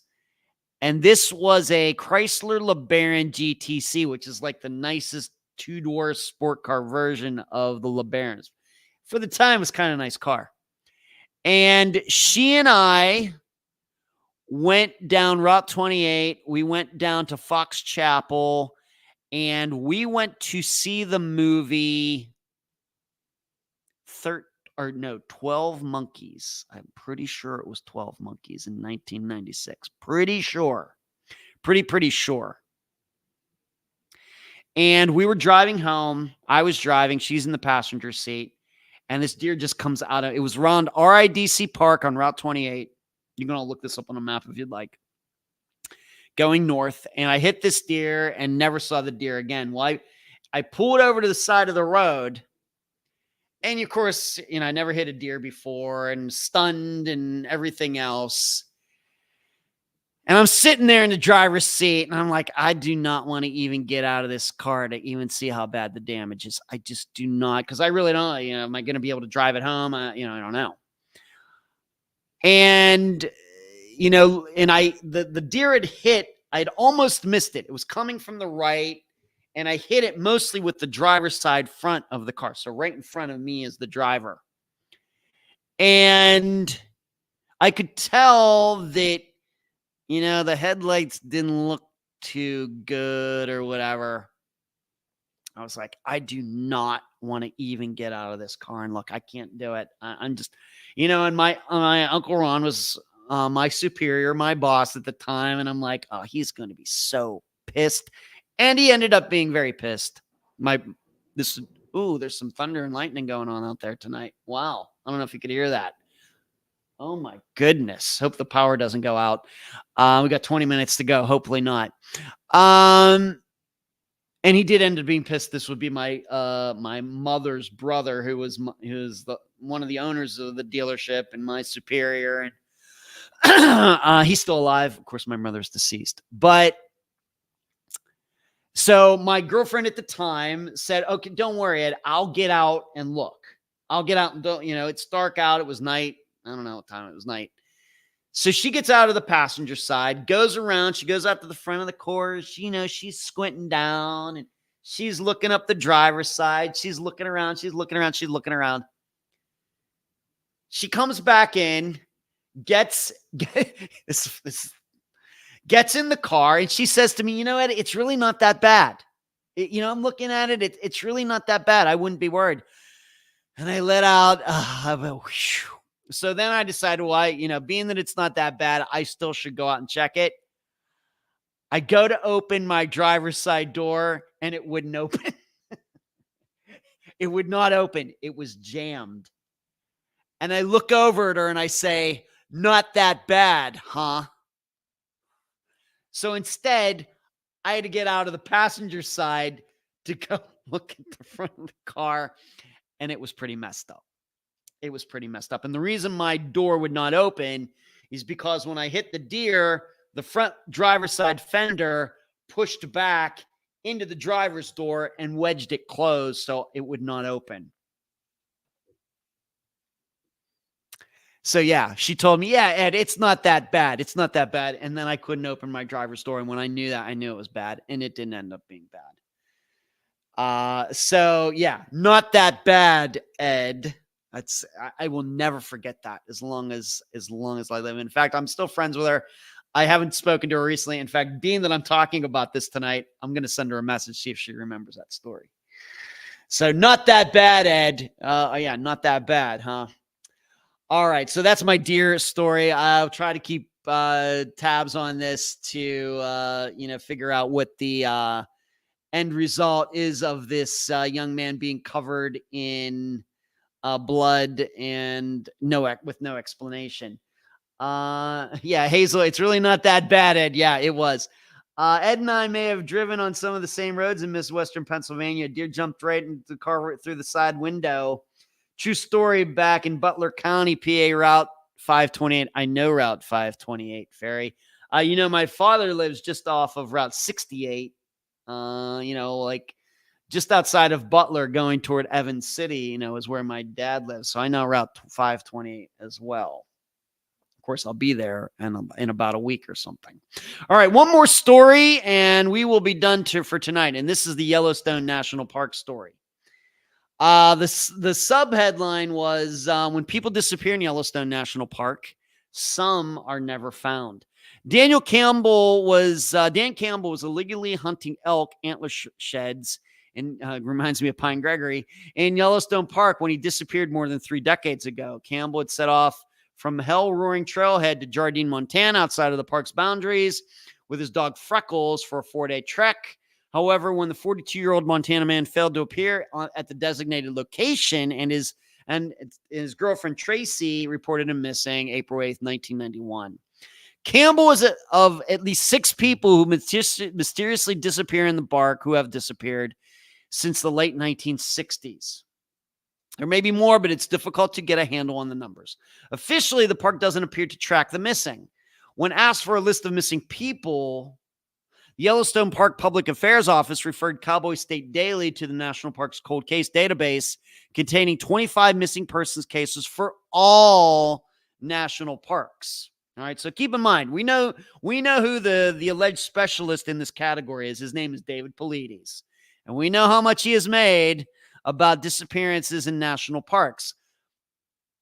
But according to the National Park Cold Database, and I'd surely believe that before I ever believed David Paulides, 25. Now, certainly all horrible, I'm more than happy to feature all of them on Unfound. But I don't think we should be surprised in a country of 330 million people that 25 missing people have gone missing in our national parks. We have many national parks in the United States. They are vast. Their terrain is dangerous. There aren't a lot of services. You can easily get lost on and on and on and on and on and on and on and on and on and on and on. We shouldn't be surprised that there are 25 missing people. Campbell is the only person cited on the list to have gone missing in Yellowstone. Of the others, 9 went missing in Yosemite, and while 5 disappeared in the Grand Canyon National Park. The other 5 missing people who disappeared in Yellowstone were called or cut from the Wyoming Division of Criminal Investigations Missing Persons Database. Along with Campbell, those were never found were Luke Sandberg, Bruce Pike, Stuart Isaac, Kim Cumbo, and 8-year-old Dennis Johnson, an 8-year-old, wow, all of whom disappeared in the park between 1966 and 2021. All right, so the next headline of this section, you know I don't swear on the podcast or on the show, but the next the headline for this part of this article is called Bastard Search, and they explain why they call it that.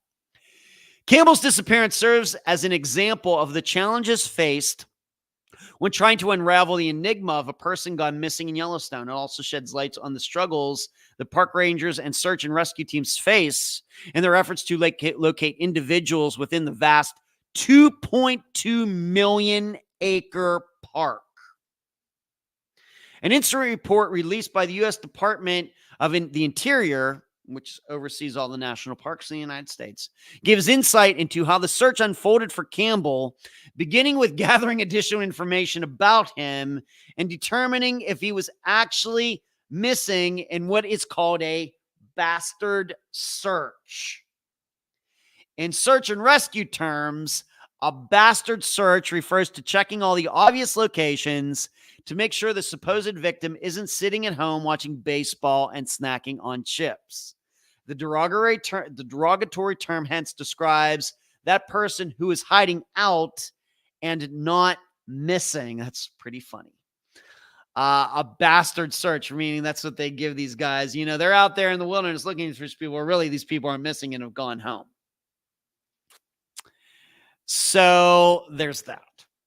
In his book, moving on, in his book, Death in Yellowstone, Accidents and Foolhardiness in the First National Park, attorney and longtime Yellowstone tour guide and park ranger Lee H. Whittlesey outlines the ways in which people have been hurt or killed in Yellowstone. To date, there have been 52 deaths in the park, according to a 2022 survey. Wow, that was close. I don't know if you heard that one. That lightning strike and thunder was close. Oh my goodness. Wow. Okay. The most common cause of death in the park, according to the survey, is a tie of 12 each at motor vehicle crashes and heart attacks. The second most cause of death is a tie between falling and a category simply classified as undetermined causes. Both have resulted in 7 deaths each, followed by drownings that accounted for 5 deaths. According to between 2018 and 2020, Yellowstone ranked 4th of all national parks for the greatest number of search and rescues between 2018 and 2020 at 371. Grand Teton ranked 8th with 224 search and rescues during that same period. Now, here's the most important part. The next subheading for this article is odds are slim of disappearing. And even in my notes, I have, because of this, David Paulides is most affected. Remember, some of you maybe don't know what he is, but he's made a cottage industry of saying that there are many serial killers working the national parks in the United States, and many, many, many, many people are going missing in them because of this. This is why I'm reading this article, to show you that it's not true. Odds are slim of disappearing. Former park ranger Richard Jones puts no stock in what he calls clickbait surveys that emphasize the dangers of dying or disappearing in Yellowstone or any other national park. I bet Richard Jones certainly knows who David Paulides is. Jones is the son of a former Yellowstone ranger who spent 5 years of his life as a boy living in the park during the 1950s at a time where bears roamed freely prior to the park implementing its bear management plan. He started his career as a ranger. Okay, gives his background. The odds are slim of disappearing in Yellowstone, given that the number of people who pass through here each year. In 2023, so last year, Yellowstone had 4.5 million visitors. Yellowstone National Park, 4.5 million visitors. And he says, multiply this by yearly visitors to the 62 other national parks. And the fact that there's only 25 reported missing persons cases to date is a testament to the rarity of vanishing at a national park. What have I been saying? He's right. David Paulides is clickbait. Those are his words, not mine, but I agree. In cases where a person is reported missing, they are almost always found. However, deaths do happen and people do disappear. And then the next subheading is hard to find missing people. Kevin Grage has been on multiple missing person searches in Yellowstone and Grand Teton National Park. The full-time firefighter and paramedic is the author of the soon-to-be-released book, Grizzly Confidential, an outstanding journey into the secret light of North America's most fearsome predator. I see. Grange spent 2 summers as a seasonal paramedic in Yellowstone and 3 in Grand Teton from 2019 to 2021, where he participated in the search for Cian McLaughlin, who disappeared while hiking in Grand Teton in 2021. Most of the people were found alive or injured, but in 2 cases, searchers determined that one person had died of suicide and the other was fatally mauled by a bear. That said, he noted the grizzly attacks are rare, particularly predatory attacks in campgrounds, but when they do happen, they almost always make news. A person's chance of being attacked by a bear in parks developed areas such as boardwalks or roadside is currently 1 in 61.5 million visits. So it's like 1/4 the odds of, or 4 times more likely than hitting Powerball. The risk to roadside campers is 1 in 27 million. And 1 in 1.7 million for backcountry campers. It's very rare, very rare. Nonetheless, trying to find a lost person in the park is incredibly difficult, noting that in some instances, people may not want to be found. So, and I know some of you know who David Paulides is. I'm going to even venture to say some of you listening and watching, maybe even fans of his. I'm telling you that the way, he has become what, of course, this ranger would say clickbait, it's just not true. It's just not true. Are these national parks dangerous? Yeah. Yeah, not because the only killers in those parks are the animals themselves. They're dangerous areas, as I brought up way years ago when this first came up on this live show and the topic. And when I first even heard of who David Paulides is, I still come to the same conclusion that I did way back then. The reason people go missing in these areas is because they're dangerous due to the terrain, people making horrible decisions, people who are city dwellers like myself, going out there and think, oh, I'm just going to go on a nice little hike, and it's certainly not really how it works. You got to be prepared. And then, of course, you also can't rule out the people who go there with intents of disappearing because they're suicidal. And then after all of that, then you can maybe start considering the idea that maybe 1 or 2 people over the years have been murdered there. But that's not what David Paulides is telling me. Just, yeah. And millions go to the parks. Yeah, as I read, yes, Fairy, that the bastard search. Yeah, Fairy Magic. The weather changes quickly too. Yeah, these people going out there, they're not checking their GPS. They're not checking the weather reports. Nothing. It's so beautiful. We're just gonna go out and have a nice walk, and then they never come back. You know, a lot of people are making a lot of stupid decisions in very dangerous parts of the world, not just in America's national parks. People going kayaking on rivers and people going for midnight swims and everything else. Bad decisions. Murders happen. But just like I was talking about earlier with sex trafficking and everything, if you really want this stuff to go away, you have to know exactly why it happens. And there are just a lot of people who don't want to know that because it gets in the way of their own narrative and they become very emotionally attached to their own theories and maybe monetarily attached as well. One more thing, I want to talk about this kid who got caught on live video, who was missing and got caught on live video. A 17-year-old boy who had been missing from Flint, Michigan since May has been located after he randomly appeared on a live streamed video Wednesday. So this would have just been 5 days ago. Troy Coleman, who was last seen leaving his house in Flint and possibly boarding a public bus in late May, spooked popular Twitch streamers FaZe Lacey and Clicks when he came up to the streamers while they're recording a live video at an outdoor table at a Miami restaurant.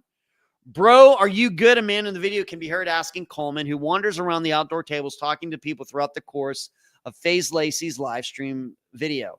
Coleman was wearing a neon green bathing suit and did not appear to have any other belongings with him besides a sweatshirt. Dozens of people watching the live video left real-time comments when Coleman entered the scene, calling him a crackhead and a drunk. Afterward, FaZe Lacey shared an email on X from Trent Coleman, who identified himself as Coleman's brother.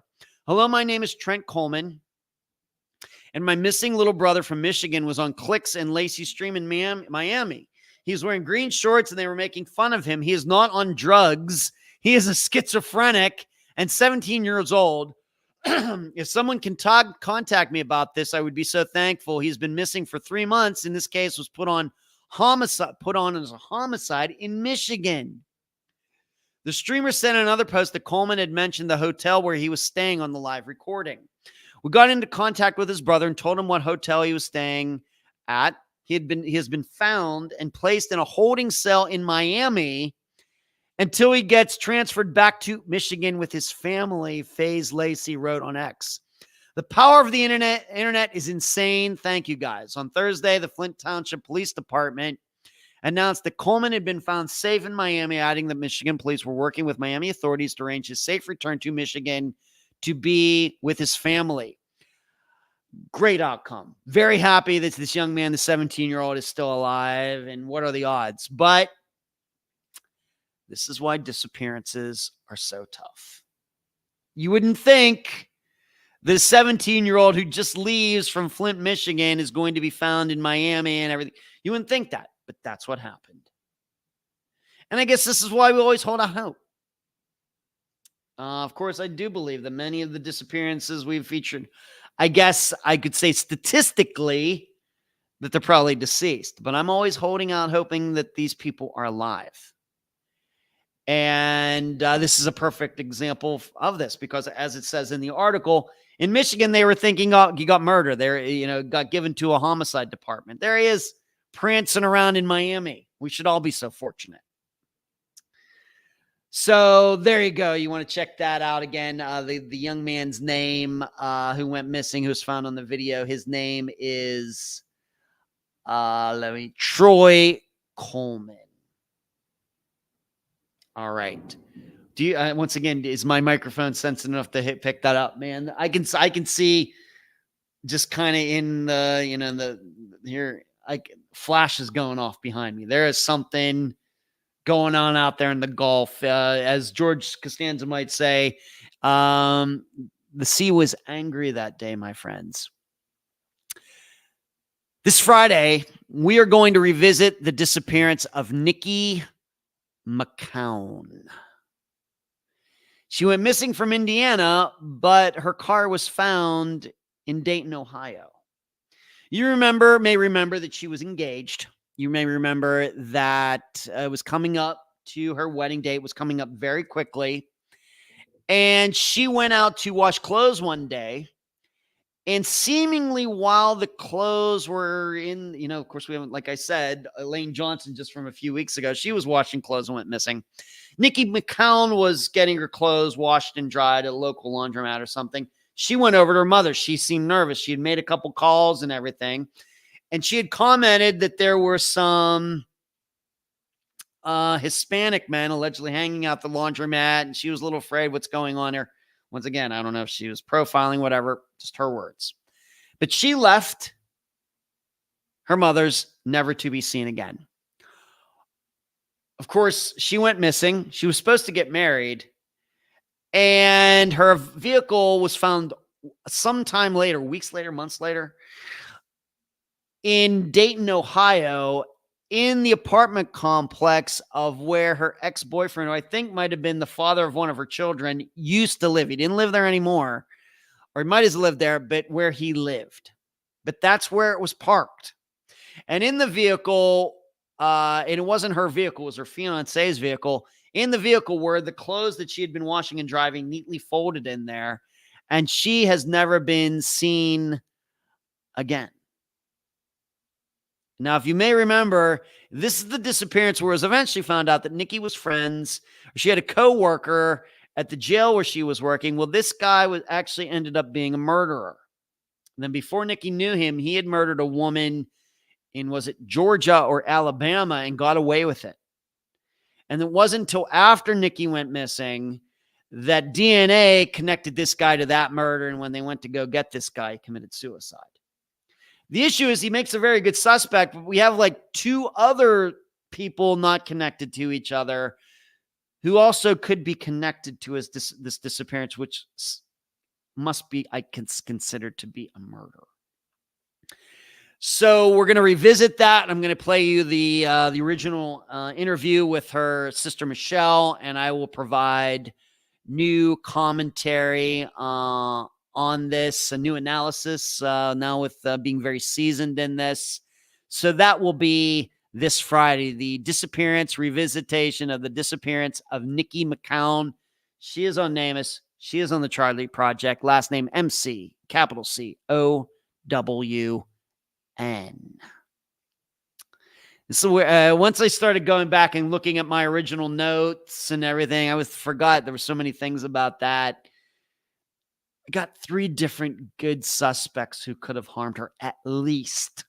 Tough one. And I'm going to really look forward to next Sunday's think tank. Really looking forward to that to talk about, because we haven't had an opportunity to do that before. But that's it. Went over a couple minutes tonight. All of you, thank you so much tonight. Do not forget to give this video a thumbs up, the show a thumbs up. Patreon.com/Unfound Podcast. Please help us, support us over there. Like, subscribe, tell everybody about the podcast, tell them about this live show. And that's all I have for you tonight. Spectacular live show, if I may say so myself. Everybody, keep your heads on swivels out there. Cherie, thank you for moderating tonight. And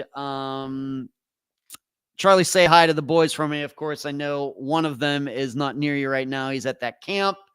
But I sent him a letter today. He'll be getting it. Hopefully it'll get there. And but say hi to them anyway for me. And that's it. Good night, everyone.